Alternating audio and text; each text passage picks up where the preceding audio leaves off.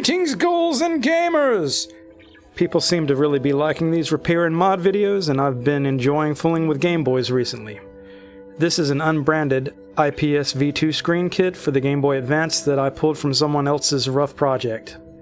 The first thing to do is to get this connector from the screen to the ribbon. People refer to these as Lego connectors. It's a matter of getting it positioned just right and snapped in place. Easier said than done. It may take some fiddling. You'll feel it when it's in place properly. This is what we're looking for. Lift it up gently, it'll stay in place. It's a good idea to dry test any of these units when you get your hands on them before attempting a full install. You'll want to check your GBA's motherboard to see if it's got a 32 or 40 pin connector. There's a number to the right of the connector that'll show the number of pins. Fortunately, this V2 kit is compatible with either. We've got a 32 pin board. Well, obviously, the 40 pin side of the ribbon is not going to fit in the 32 pin connector. Gotta remember to unlock the left and right sides of the connector. Odd that I locked these after removing the original screen. Get the ribbon lined up and insert it. Make sure both sides of the connector are locked.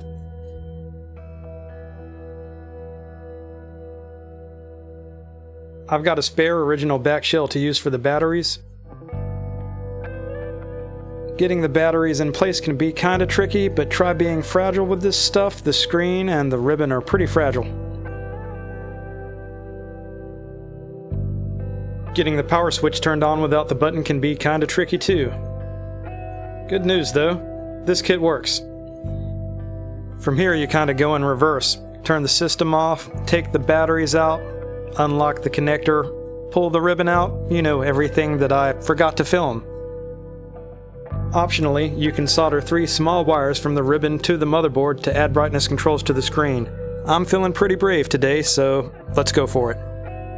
This is not something I'd be trying without using a good bit of flux, even if it makes a mess.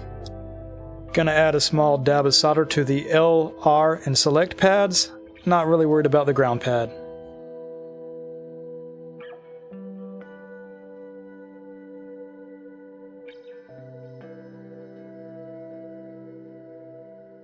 The trick to getting the wire soldered in place is to lightly touch the solder joint with the tip of the iron and move the wire in place. Give the wire a little bit of a tug to make sure it's secure. It's easy to get flux everywhere as you're moving stuff around. I like to keep the work area clean with rubbing alcohol.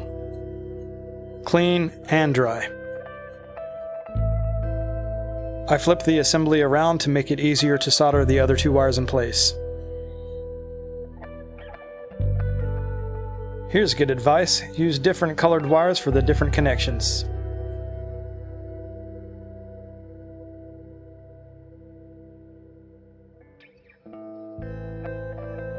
Even though this is no clean flux, I'm gonna clean it up anyway.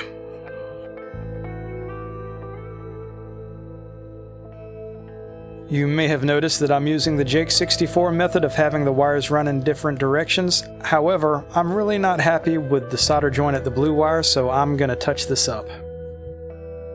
Find flux on your ribbon, clean it up! Oh, and dry everything up too.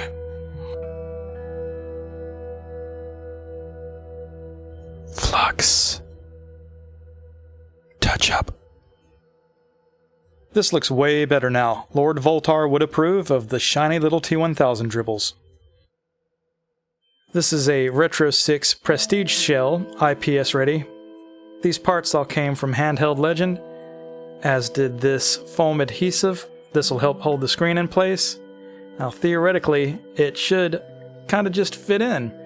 There's different notches for different styles of shells. Those won't really apply to this shell though. On the front side of this foam adhesive, the paper backing didn't want to peel off. It was just ripping, so I had to mess with it at different angles until I was able to get it fully removed. Getting this adhesive foam in the shell is a little bit nerve-wracking. I suggest you just take your time and make sure everything fits down as nicely as you can get it. I suggest using a spudger or other plastic tool to run along the foam to make sure that it's down good. Obviously, this center piece would be blocking the screen. It comes out pretty easy. Now you can check along the inside of the window and make sure that everything is in place good.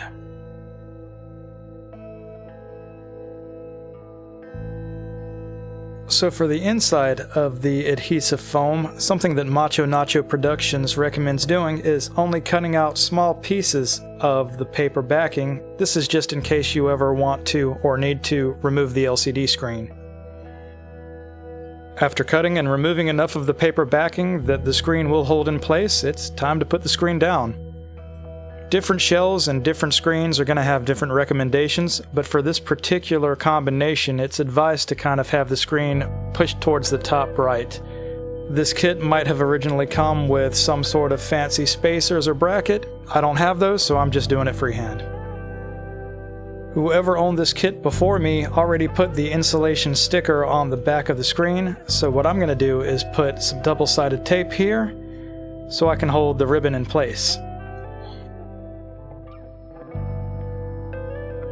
Because I'm going to be using the 32-pin part of the ribbon, I'm taking the 40-pin part of the ribbon and folding it behind everything. Don't crease it very hard. And folding the 32-pin part of the ribbon up so it can be used later. You've made it this far into the video, so I'm going to break to mention the FR301 fund. The FR301 is a desoldering tool from Hakko that would be a huge upgrade for me. I'm going to continue with these project videos and would appreciate a donation from anyone who is able and willing. More details are in the description, but if you'd like to donate, you can send PayPal friends and family to gunstar9@bellsouth.net or Venmo at Michael-Harold-8. Just make sure you have the turn on for purchases option turned off. If you donate and want a shout out, I'd be happy to give you one in the next video. Just comment and let me know. Thanks, and back to the video. I didn't really need to go ahead and put the buttons and membranes in place. I did anyway. This particular position is the best that I found for soldering the select wire to the motherboard. I'm going to be soldering to test pad 2, but first we flux. Add a bit of solder to the test pad, and get the wire soldered in place.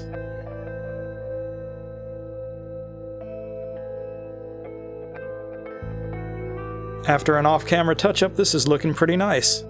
Clean it, dry it. Now I know this is kinda weird, but I'm gonna be using some Peroxicare toothpaste to clean the button contacts. I should have done this before I even started with this project. Oh well. All it takes is a dab on a cotton swab. I'm gonna kinda dab this around on each of the contacts.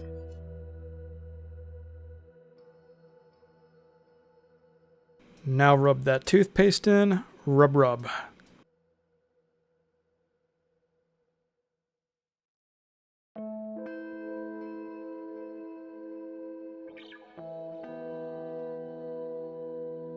I'm going back over all the contacts with a dry piece of shop towel. Didn't use a ton of toothpaste to begin with, and you don't really want a lot of toothpaste lingering around either. This is a toothbrush that I sprayed down with some rubbing alcohol. This is gonna kind of dig out any of that residual toothpaste. Shop towel again to kind of clean and dry everything up. Just imagine you can see through my hand that's obstructing the view. I am the master of fidgeting. I had a pretty hard time getting everything placed. I didn't want this to be a 2-hour video of fidgeting, so I cut a lot of the fidgeting out. The insulation foam needs to be in place. The wire for the select button doesn't need to be covering any of the contacts. The L and R button wires need to be pulled through the top. The ribbon cable needs to be pulled through the top. The speaker's got to be in place. It can be pretty frustrating. Just try to be patient. And I put the 3 screws through the motherboard off camera.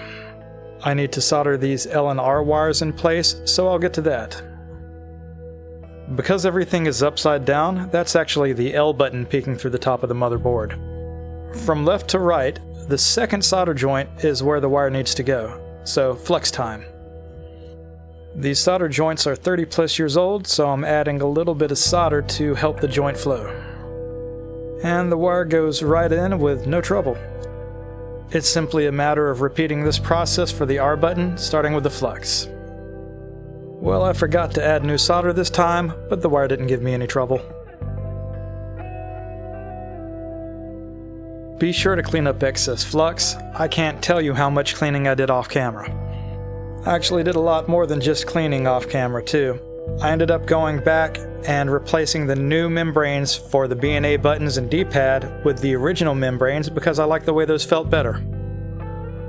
Got the L and R buttons in place, got the bumpers in place, got the power switch in place, which is pretty easy to forget. I'm going to put the back on and the screws in off camera because these new shells with the self-threading screws can be a bit of a pain. Something I wish I would have recorded, pulled off a nifty trick with putting a strip of shop towel in one of the bumpers to hold it in place. I'm trying to think of everything else I did. I wiped the screen down with alcohol and a microfiber cloth, hit it with an air compressor to get rid of extra dust. Same thing with this beautiful new glass lens, peeled the paper back off of it, hit it with an air compressor to get rid of dust. The lens is finally in place. The last step is to peel the protective cover off.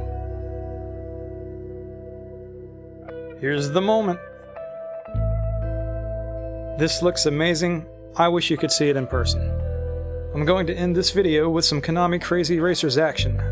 Thanks to Jeannie Booth through Patreon. Thanks to anyone who's viewed this and stuck around until the end. I've had a recent donor for the FR301 fund that I'd like to thank too.